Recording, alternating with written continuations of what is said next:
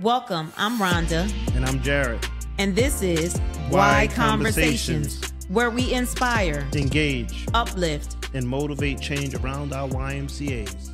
Brought to you by YMCA of Delaware, Spark Studios.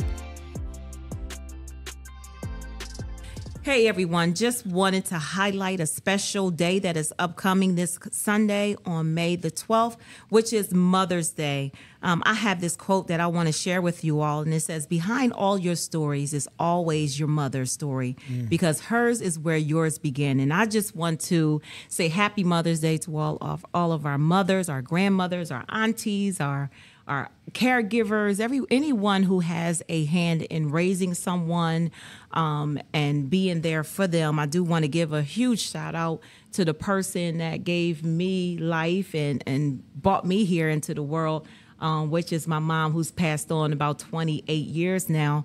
I want to say thank you to her, because who I am, and just like how this quote says, her story is my story, and who you see sitting here and who you hear listening to is the person that I am, the woman I am, the mother I am, the grandmother I am, the sister I am, the friend I am, because I learned from a great example. She was my hero. She is one to always be celebrated and truly missed on this day. But I just want to say and encourage you all to love the ones around you, continue to uplift them and encourage them. And happy Mother's Day to all our moms. Yeah, well, and I have said many times that my leadership has been impacted by the women in my life, and I had three just wonderful women. I had two great grandmothers, one called Nana and one called Grandma, and then my mother Margaret. And I told this story on our all staff meeting about the blizzard of '78. Like, there was for probably 2 weeks, the city of Providence, Rhode Island, got shut down. Oh, wow. And I remember even these helicopters dropping some food. That's how bad it got. Like, people were stuck in their houses. People got stuck in on their cars on 95. And I'll never forget that my grandmother made this huge pot of soup.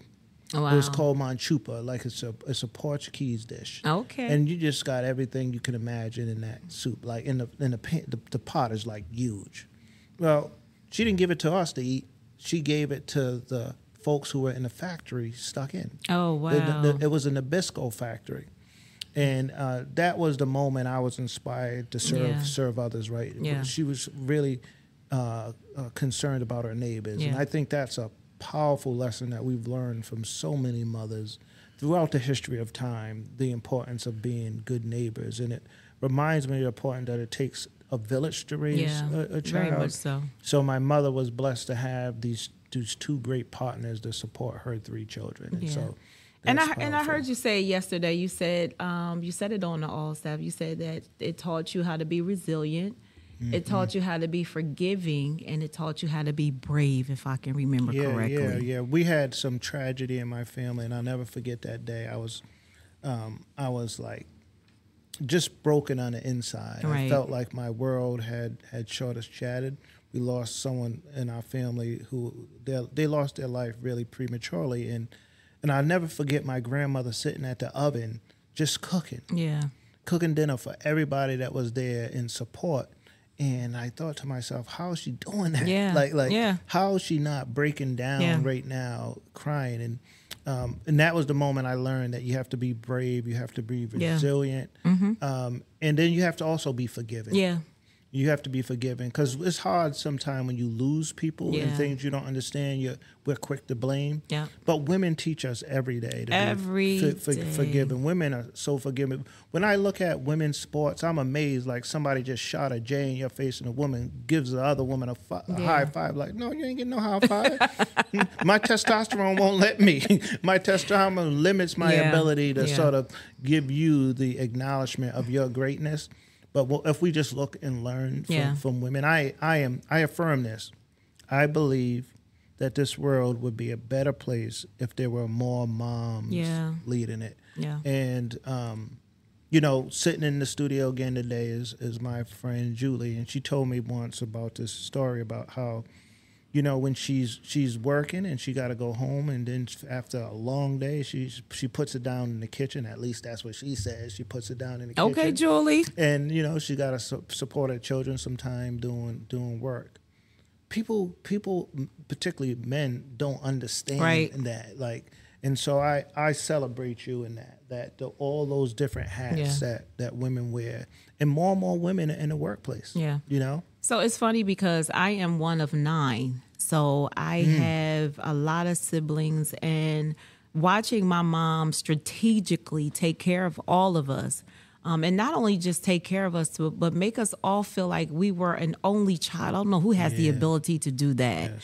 And that's one of the things that I miss with her presence, is the ability to kind of just hone in on me and what I was going through, or what I needed.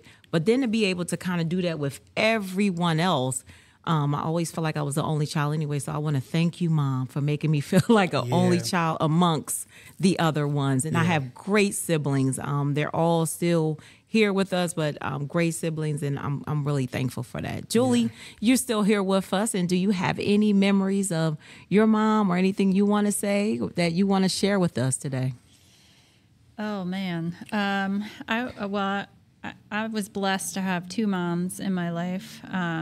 So my stepmother, who has been with me since, I think I was about 3 years old. Okay. And then my mom. And, it's funny how they're such different people, and they've shaped me in such different ways. I can't imagine who I would be without both of them. Yeah, yeah. I mean, my stepmom was so loving, but like strict at the same time. She was kind of that person that, I knew I could go to and tell anything. But you were also kind of worried, like, I got a D, like, what's going to happen? Yeah. And then, my mom was just this very just like open and kind person that always thinks of everybody else. Yeah. And I wouldn't say they're both not like that, but they had such different personalities. And, I owe so much of who I am to them. Yeah.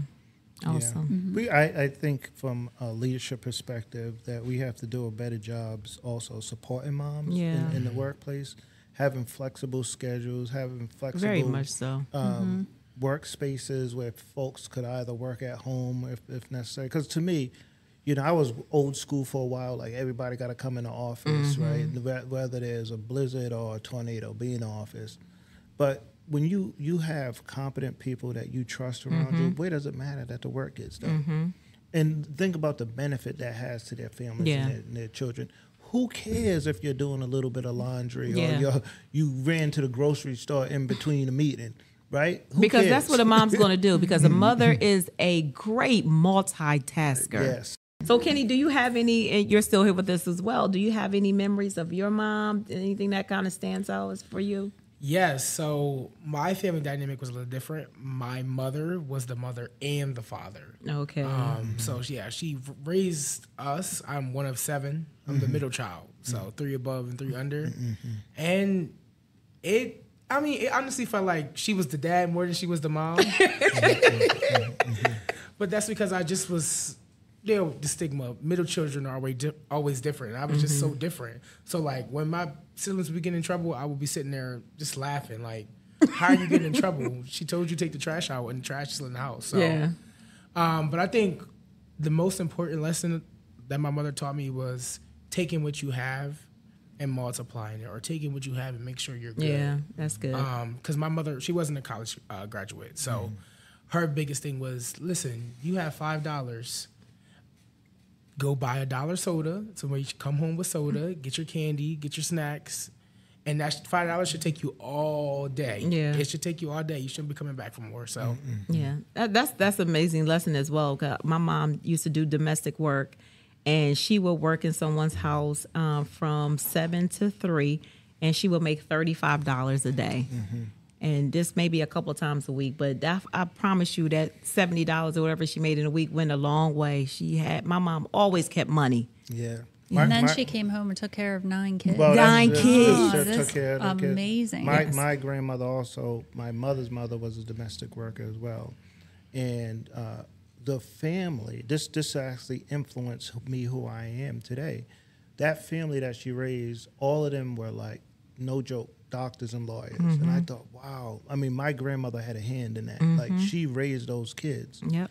And I thought, you know, every mother wants to be proud of their children. Mm-hmm. And so when I experienced that, I said, I'm going to do good for my grandmom and my mom and my family name.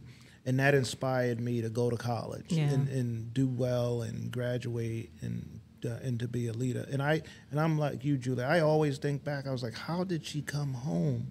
I don't even know how we ate dinner at 6 o'clock. To be honest with you, I mean, we ate good, and there was no takeout. There was no takeout. Nope, there was no takeout. And one of my favorites was American chop suey. You know what that is? I've heard of that. Yeah, it's like macaroni with some meat in it. With sauce that you make, hamburger helper. That's what it sounds like now. I don't like the way you said fancy, that. That's the fancy word for it. That's hamburger helper. You know what? And I used to think we're doing something when we had Franks and beans. We used to cut the hot dogs up and put them in the beans. You do that? Yeah, we used to. So let me just say this: my dad was a steel worker, so we ate good, we lived good. And with 9 of us, my mom, whatever she had, she took whatever. And I promise you, I felt like I ate all day long. Like, you know, we came home, dinner was done, the house was clean, everything was the way it was supposed to be. My mom was the true essence of a mother / wife / everything she was supposed to be. She encompassed this position that she did not take lightly. She was everything to me and our family. Yes. Yeah, you just took me to, my mother used to make pizza. And the kids in the neighborhood would love to come over when she made pizza. Oh, wow. I mean, that was like a thing. It was better than Domino's. I'm going to tell you that right now. It was better than Domino's pizzas. Margot's Pizza. And dessert, for desserts, we used to get those little cakes, those little sponge things. What are they called? The angel cakes? Yeah, the angel cakes. Put some strawberries in them with some whipped cream. You couldn't tell me nothing. That was a strawberry shortcake for dessert. And let me just sort of say this too. I have gratitude for my mom. I struggled early as a reader. And when I think I was in the 2nd grade, they were like, well, we need to keep him back. She said, no, you're not keeping my baby back. And every day before I got dessert, I used to sit and work on my words and my reading. Oh, wow. And so I have to give love to my mom. Said, you ain't keeping my son back. I love that about. Don't you love that about us, Julie? We have these mom powers that I feel like we wear capes every day and we just soar into different situations and we got to soar into school. We in school, we soaring with our capes and rescuing our babies, right? So that's one of the things I really, really love. It's a blessing to be a mother. It's a blessing to be that person that has reared your children. I feel like moms do that. Yeah. You know, dads work, and I feel like moms are the one who rear the children, you know, and make sure that they are going to be who they're supposed to be.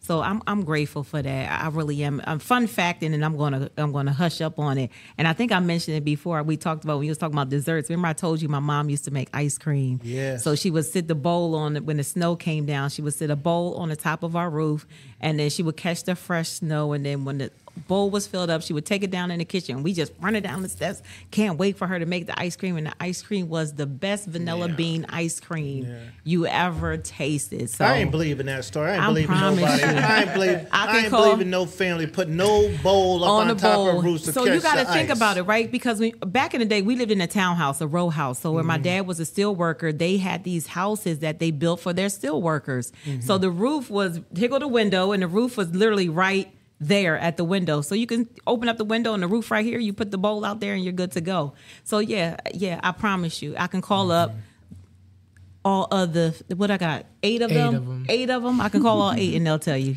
I remember breaking up with my first girlfriend. So I walked, she lived the block all the way. I'm like, ooh. And then you just get to your mom and she says, baby, everything's going to be all right. She only got enough to just say, come here. Yes. But wait a minute, did she tell you she didn't like her anyway? Oh. Yeah. And that's what it was. That's why she said, come on. She knew some things I wasn't saying. You know, they got that. I think y'all have like X-ray vision. Like you really could see through things and people. And know things when it's real, authentic, and when it's fake. Yes, like you can't with women. You got to be careful. I feel like when God put Adam to sleep and gave us that rib, he gave us something extra alongside that, because we definitely have it. We have it all. So I'm grateful. I'm grateful to be a woman. I'm grateful to be a mom, grandmom, and auntie, and everything else. So I just want to take this time to say Happy Mother's Day to all our moms and caregivers and grandmoms and aunties and all those who just step in and step up. Our stepmoms. I was a stepmom. Our stepmoms and everybody who just step in and step up to make sure that our babies, that our families are doing okay. Happy Mother's Day to you. Hey, everybody. Thanks for tuning into the YMCA of Delaware Spark Studios. This has been another episode of Y Conversations. If you feel ignited, hop on over to our streaming platforms and tell your friends. Don't forget to be the spark for change.